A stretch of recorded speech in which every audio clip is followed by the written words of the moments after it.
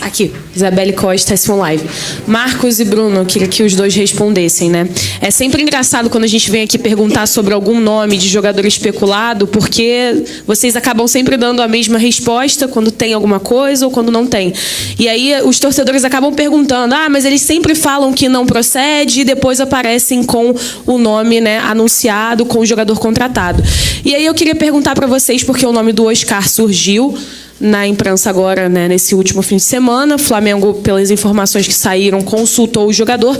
Eu queria que, de fato, vocês pudessem falar se realmente existe alguma coisa com o Oscar, o que tem na mesa pelo jogador. Obrigada. Bem, em relação ao jogador Oscar, há mais ou menos, sei lá, uns 10 dias atrás, 8, não me recordo, eu fiz uma consulta a quem toma a conta da carreira do atleta, sobre a possibilidade de um retorno desse atleta para o futebol brasileiro. E ele me disse, na época, que o jogador estava resolvendo alguns problemas pessoais, mas que a tendência era que ele teria muita dificuldade em relação a ter uma autorização do clube chinês para que ele jogasse em qualquer time fora da China. E na mesma consulta, a gente mais ou menos, eu perguntei qual seria a faixa salarial dele lá, para você fazer alguns cálculos de redução.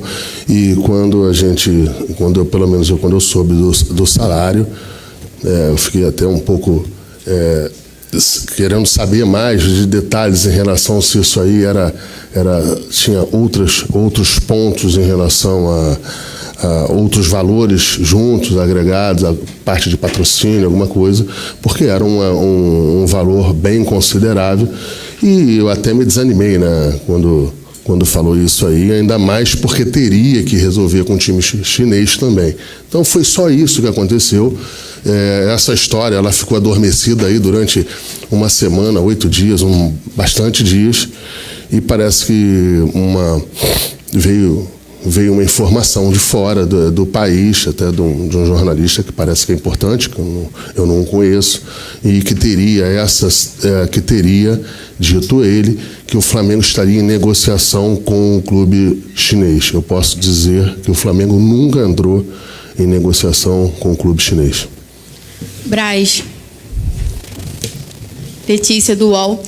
Na apresentação do Cebolinha semana passada, né, se eu não me engano, você comentou sobre o Wallace e o Wendel e comentou que esses eram os dois nomes, mas que poderia ter uma grata surpresa. E fala-se muito nas redes sociais que tem uma contratação aí que não se sabe quem é. E eu queria saber se o Oscar seria esse nome que seria a grata surpresa para a torcida. Não, o Oscar seria uma grata surpresa não só para a torcida, mas como todos nós. Um jogador em que tem um histórico maravilhoso em relação à sua vida profissional, um jogador que jogou na Inglaterra, jogou em vários lugares importantes, até fazer a opção de ir para a China em 2017. Mas a gente tem outros jogadores que a gente está avaliando para ver se a gente consegue trazer ainda nessa janela. Braz, Pedro Gambardelli, da Rede CAS de Comunicação. Queria saber de você que, óbvio, está reforçando a equipe dentro do campo, trazendo grandes reforços. Queria saber se há também para a comissão técnica, já que quando o Dorival chegou não tinha uma equipe formada apenas com jogadores da base e tudo mais. Queria saber se há esse planejamento. O planejamento segue. Nós nós convidamos o Tadashi, um profissional maravilhoso do Atlético Paranaense. A gente trouxe o Mike, que estava nos Estados Unidos, profundo conhecedor do clube aqui até 2018,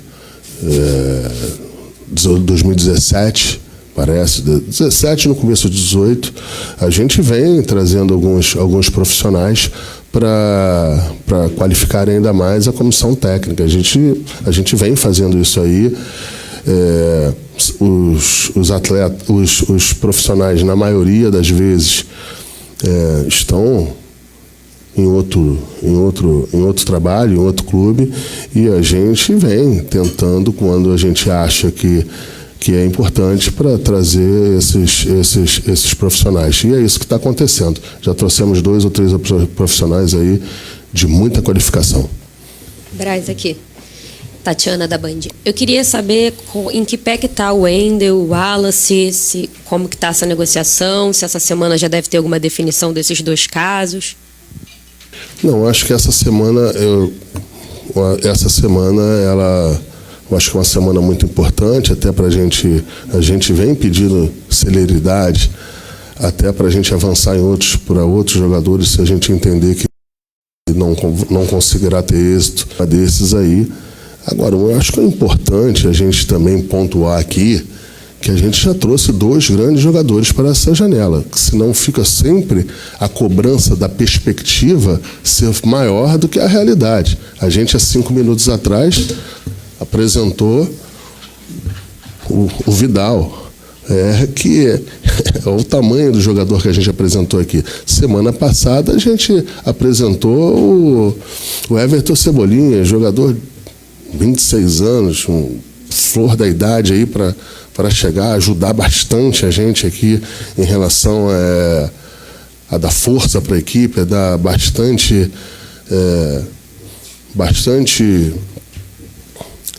situações de mudanças durante o jogo pro técnico, bastante alternativas. Então a gente vem trabalhando isso aí.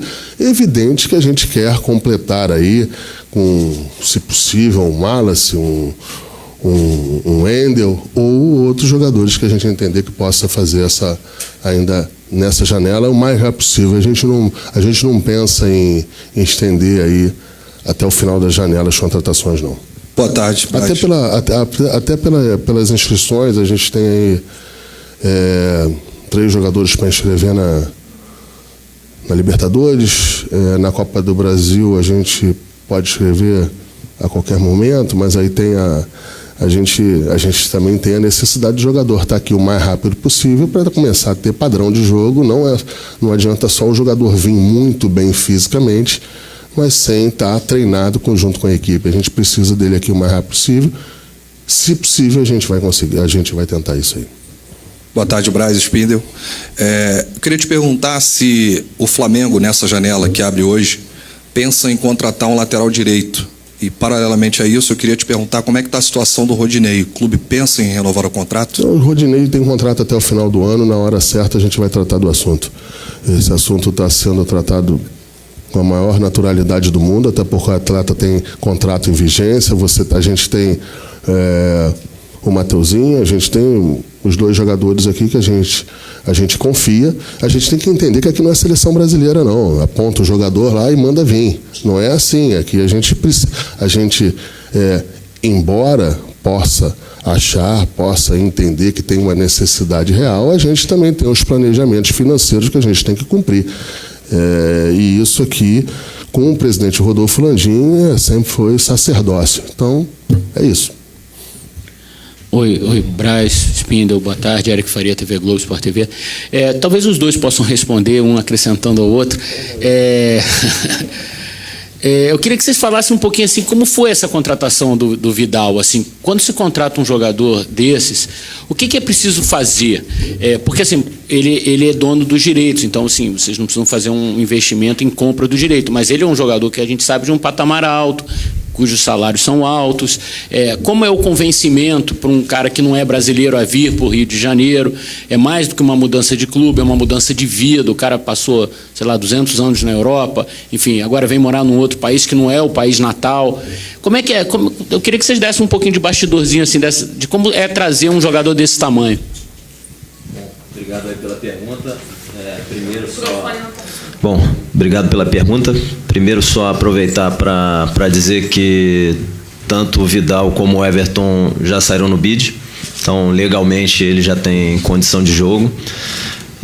Esse processo é um processo que o Marcos e eu já vivemos algumas vezes aqui no clube, de atletas de nível mundial que tiveram muito sucesso na Europa. que se adaptaram à vida na Europa. São culturas diferentes, países diferentes. Como você disse, é uma adaptação e uma escolha de vida vir para o Brasil, para o Rio de Janeiro, para a América do Sul. É um processo de convencimento, embora o Vidal sempre tenha deixado a todo tempo muito claro o desejo dele jogar aqui no Flamengo, de estar em contato com a torcida, de viver o que se pode viver da grandeza do Flamengo. Tem uma série de questões de escolhas de vida, de escolhas esportivas, mostrar a qualidade do elenco, do staff do Flamengo, a estrutura do clube, a seriedade do clube, a nossa seriedade de cumprir tudo que a gente combina, né, com qualquer atleta que vem ao clube. O Flamengo hoje é um clube, eu diria assim, que está dentro do cenário de mercado europeu. Qualquer atleta que venha para cá em qualquer idade, e tem o Flamengo como primeira escolha, né? Sendo uma escolha do Flamengo também, ele está dentro do mercado europeu. Para o Flamengo hoje não é mais verdade aquela máxima que o atleta vinha da Europa em final de carreira, fechava as portas. Então, quando o atleta vem aqui para o Flamengo, as portas na Europa estão abertas. Já tem vários exemplos aí que aconteceram. Então, é uma argumentação que passa muito pela qualidade de vida que eles vão ter aqui no Rio de Janeiro, o carinho da nação rubro-negra, jogar no Maracanã, a estrutura que tem, a seriedade do clube, projeto esportivo. O Flamengo tem, ao longo desses anos aí, brigado por todos os títulos. Também é um caminho curto e próximo às seleções. Então é um processo duro, difícil, mas é muito prazeroso esse processo de convencimento do atleta, e que também passa, obviamente, por outros patamares financeiros.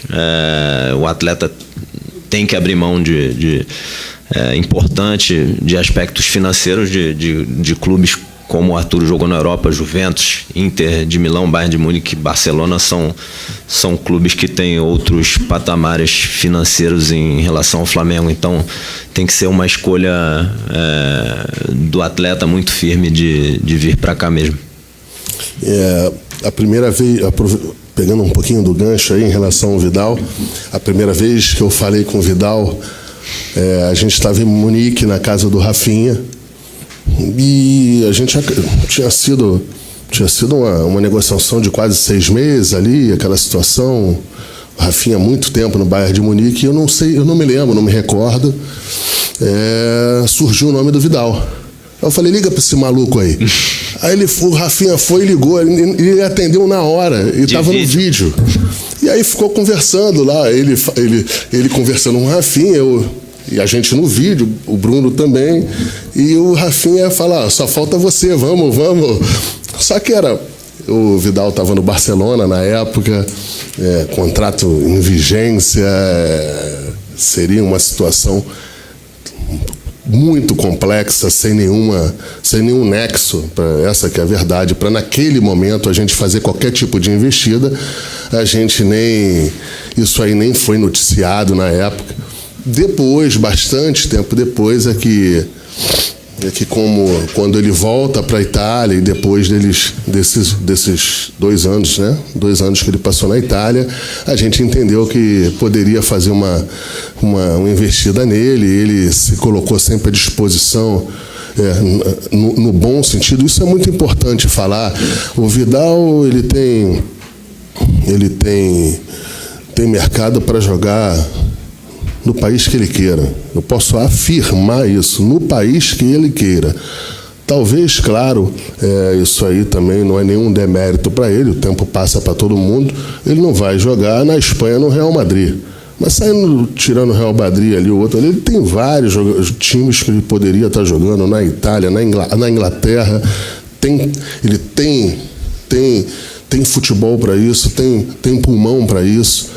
Então, assim, é uma escolha dele também. Eu acho que isso aí não é nenhum demérito do dirigente do Flamengo falar aqui. É uma escolha do Vidal também, querer vir jogar aqui. E isso eu acho que é importante. Eu acho que é importante porque, no final, quem é que tem que ter a disciplina, que tem que estar treinado, quem tem que estar com compromisso, é ele também. Então, acho que ele tem essa responsabilidade também imputada a ele. A partir do momento que ele se coloca à disposição, junto com a gente, para fazer um projeto em que ele vai estar inserido dentro desse projeto, ele também, além de ser cobrado, será cobrado por isso aí. E também será cobrado por todos nós, como nós somos cobrados também. Então, acho que é importante esse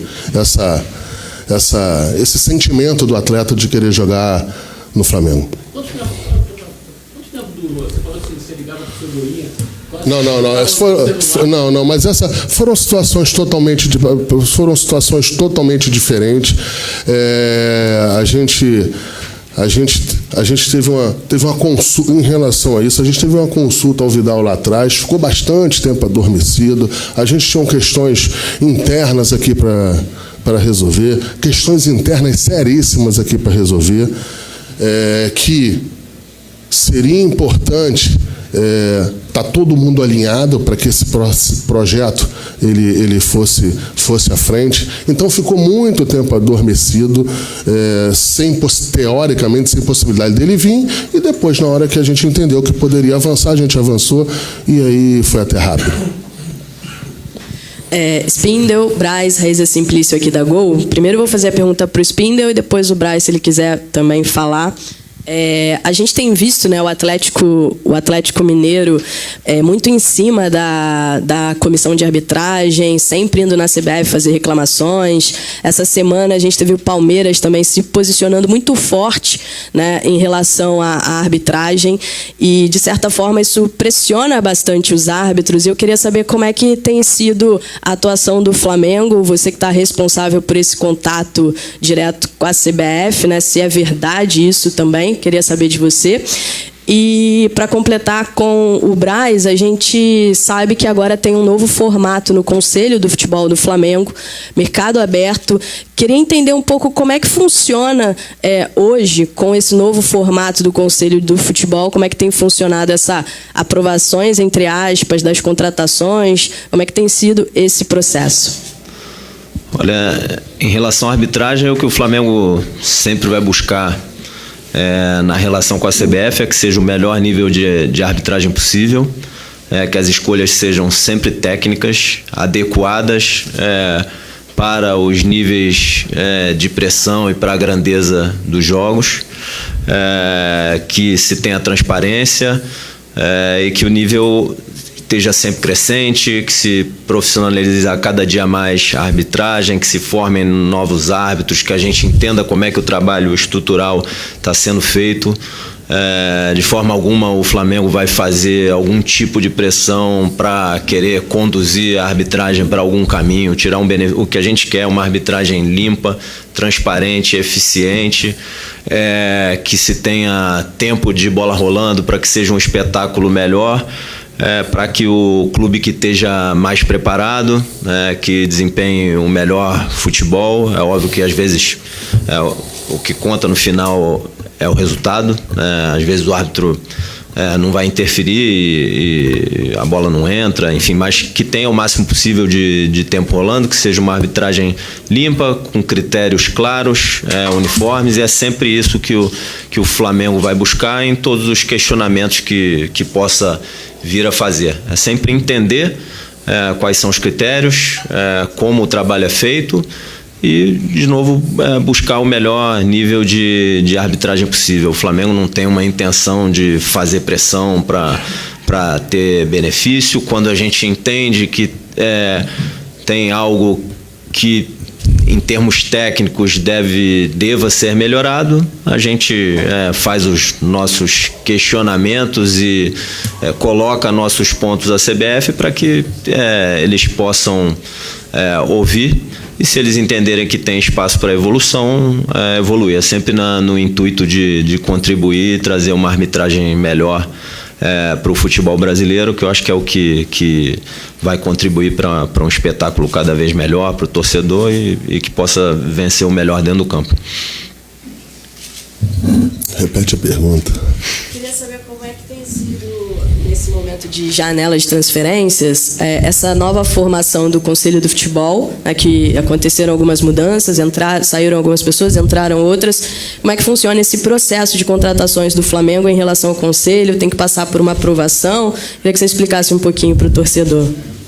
Primeiro, assim, a gente tá, pelo menos eu estou falando por mim, não pelo Bruno, estou muito feliz da nova composição do Conselho de Futebol.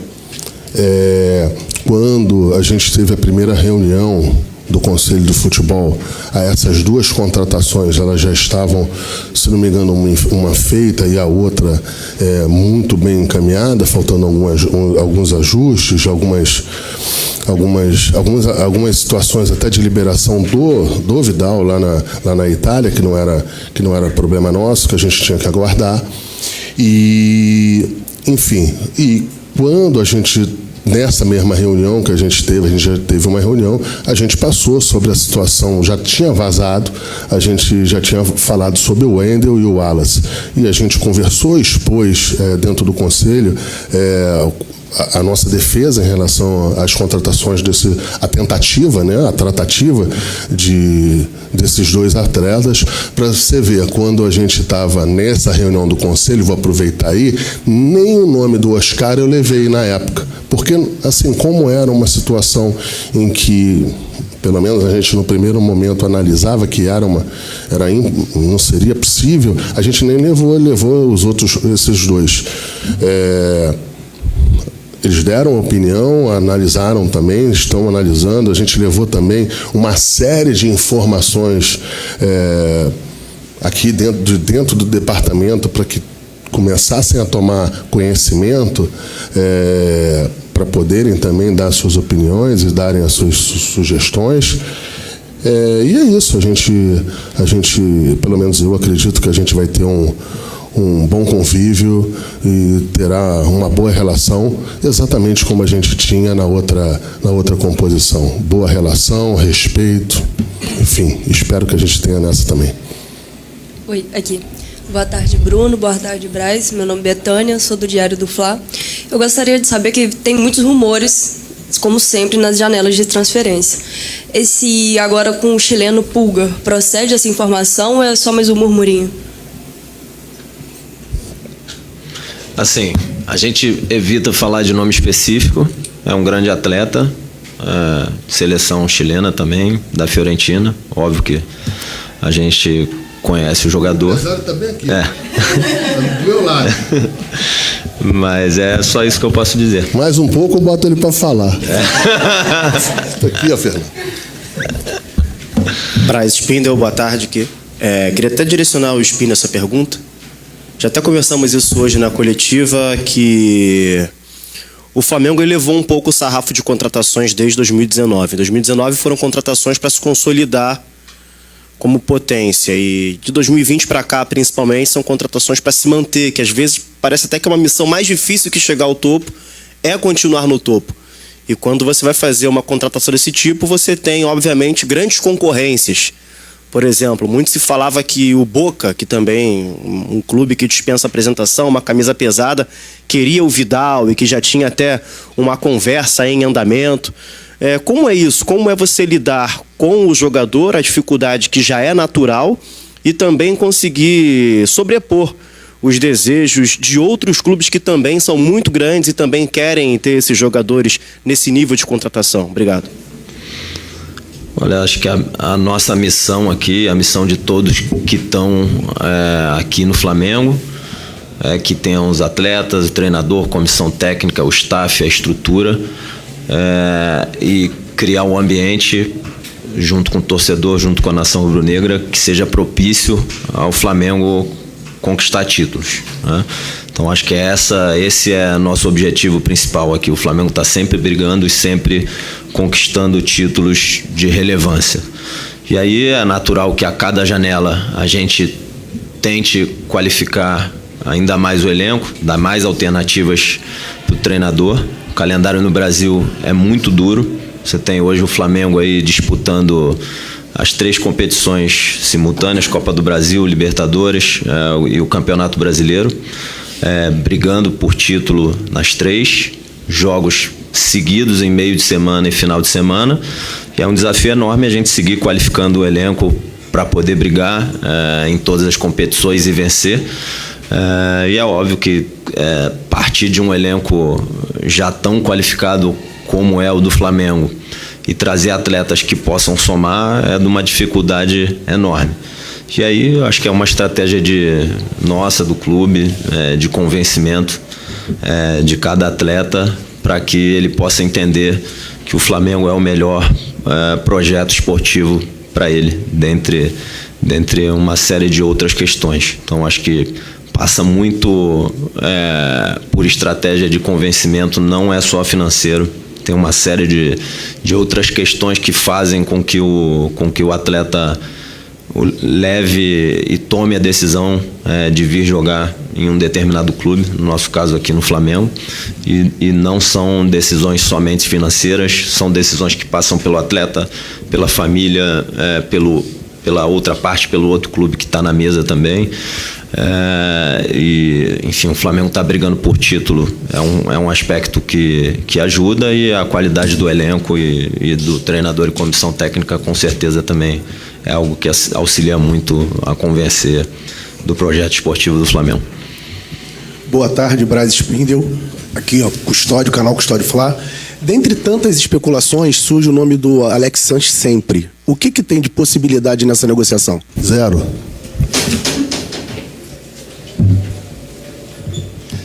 Boa tarde, Marcos, Bruno, Caio Mota, Globo Esporte.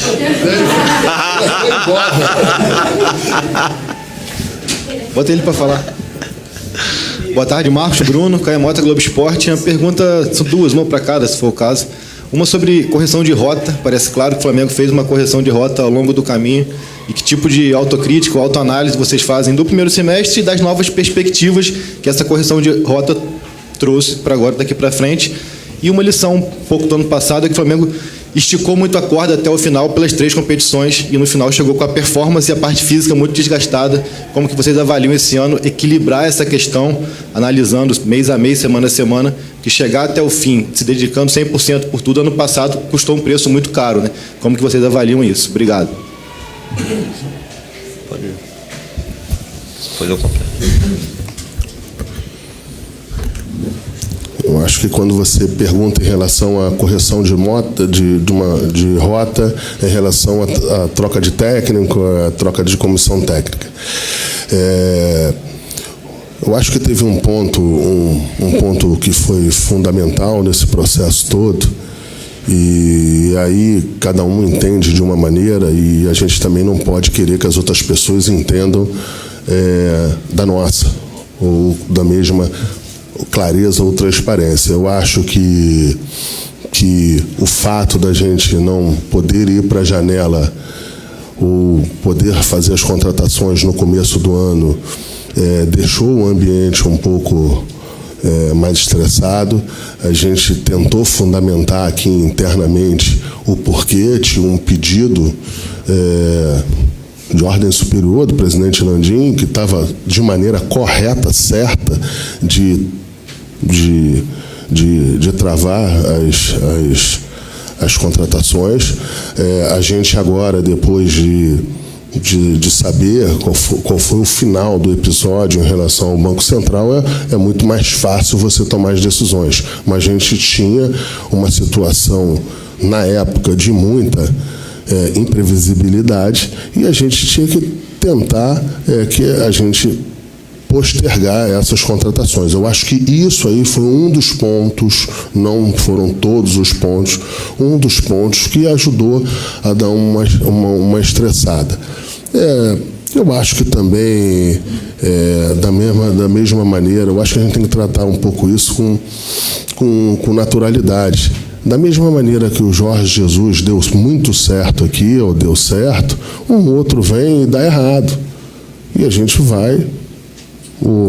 tem que entender, você pode até querer ficar procurando os erros, tentando fazer uma alta análise. Eu acho que isso é importante para algumas decisões ou umas posições mais para frente, mas o mais importante é você corrigir a rota e daqui para frente, da época ou do dia em que você detecta isso para frente. A gente entendeu que deveria fazer uma troca de comando, foi feita essa troca de comando, chegou a janela, a gente está trazendo os jogadores possíveis e é isso. É tentar, eu falo isso 10 vezes aqui, é tentar ter um final de temporada muito melhor do que foi o começo. Isso é o que a torcida quer, todos vocês que cobrem o Flamengo, tenho certeza absoluta que querem, e a gente mais do que nunca quer também. Em relação a estar nas 3 competições, eu acho que o Flamengo convive com isso sempre, mas eu acho que a gente tem que conviver com isso aqui de uma maneira clara, honesta e de uma maneira bastante reta.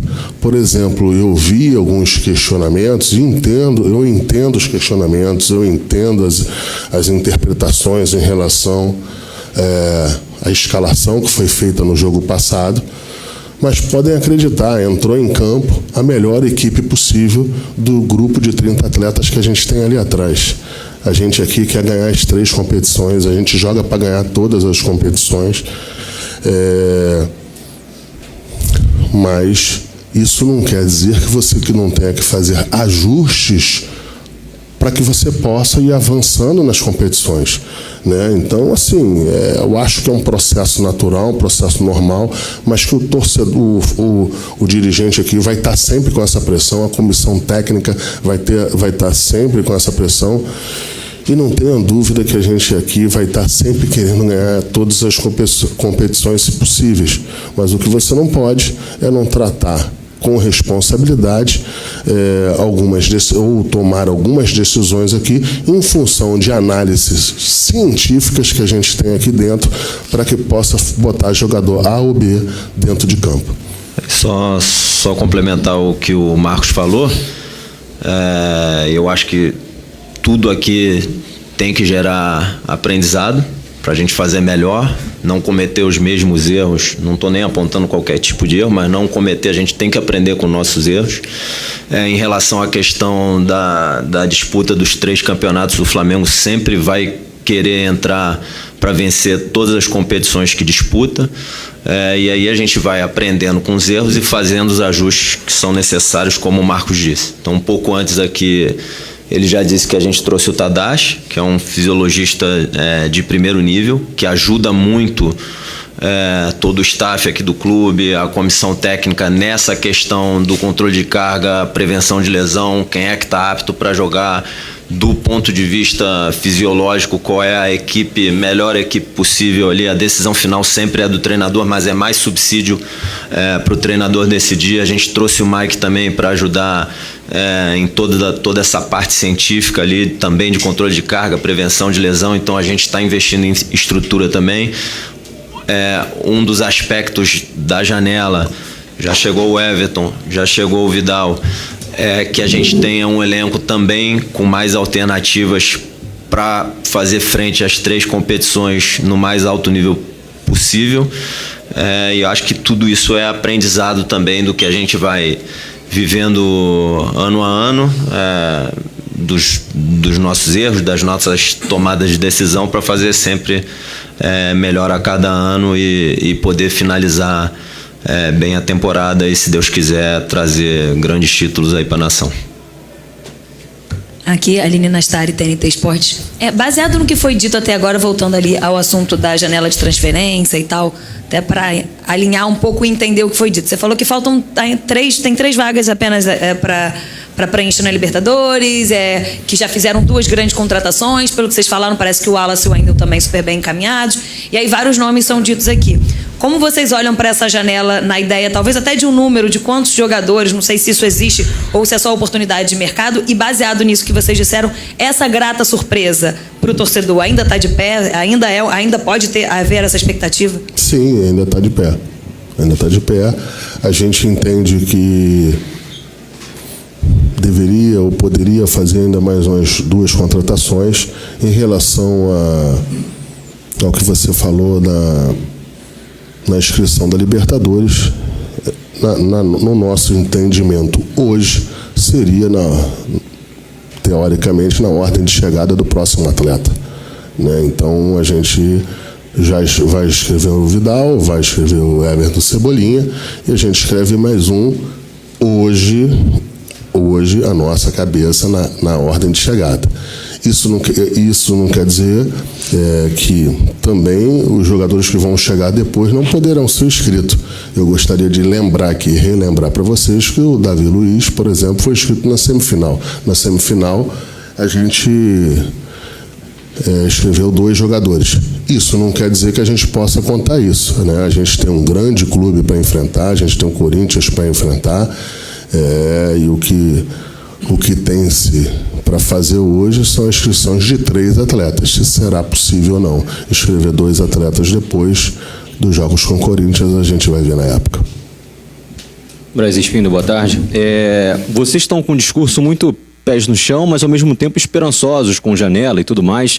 E o Flamengo, conforme os amigos já até falaram aqui, de 2019 para cá, vem trazendo jogadores galácticos, né? Com nome, personalidade e tudo mais. Vocês acreditam que isso daí vai ser uma situação cada vez mais natural aqui dentro do Flamengo, pela grandeza do clube, pela questão econômica também do próprio torcedor para ajudar o Flamengo?